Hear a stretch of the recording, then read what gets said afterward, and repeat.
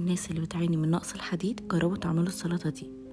يفضل تستخدموا الخس بجرجير، خصوصا ان الجرجير اليومين دول احسن من الخس بكتير. نغسله وننشفه كويس جدا. بعدها نضيف الحاجة الأساسية في السلطة وهي البنجر. البنجر غني جدا بالحديد، بس حاولوا مع السلطة دي ما تضيفوش ولا جبن ولا ألبان، لأن فيه كالسيوم بيقلل امتصاص الحديد. يستحسن نضيف أي حاجة تاني فيها فيتامين سي، لأن ده بيساعد على زيادة امتصاص الحديد في الجسم. وعشان نخلي السلطة طعمها أحلى وكرانشي، عين الجمل اللي ادت لها طعم مقرمش وما يزهقش. حطوا أي دريسنج بتحبوه، أنا جربت ده من جرين هاوس وقت التقديم على طول وبالهنا والشفا. السلطات الغنية بالحديد ليها دور مهم قوي في علاج الأنيميا. في موسم البطاطا والرمان تعالوا نشوف عملناها ازاي.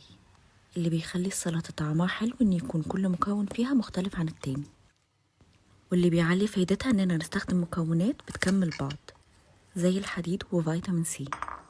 اول خطوة نجهز الحاجات اللي بتاخد وقت زي البطاطا، نرش عليها رشة ملح وزعتر وبابريكا وزيت زيتون ونحطها في الاير فراير. بالنسبة للورق الأخضر حطوا أي نوع انتوا عايزينه، أو ممكن تعملوا ميكس بين حاجات تانية على بعض زي الخس والجرجير والبقدونس والشبت، بيكون طعمهم حلو جدا مع التتبيلة.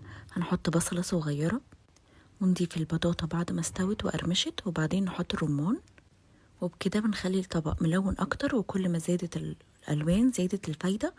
ممكن نزود عليهم بنجر، وده اللي بيخلي السلطة غنية بالحديد أكتر. نحط عليهم دريسنج وحبة دبس رمان. استخدمت دريسنج جاهز من جرين هاوس، الدريسنج الإيطالي، بس ما تنسوش تضيفوه وقت التقديم وبالهنا والشفا. هقولكوا ازاي نخلي البنجر لذيذ مع اي حاجة يتحط عليها. بنسويه ازاي؟ يا اما بنشويه او بجيبه جاهز من جرين هاوس، بيكون معمول بطريقة السوفيد، يعني في كيس حراري، فبتحافظ على الفيتامينز بتاعته. فلو مستعجلين بتبقى لذيذة جدا. ونحط عليها التتبيلة وبس كده. او بنجيب سلطة لو مش لاحقين تجهزوا وتقطعوا. سلطة جرين هاوس حلوة جدا لان فيها كل المكونات اللي لايقة مع البنجر، فمخليه طعمه حلو، وكمان بتعزز امتصاص الحديد اللي موجود في البنجر.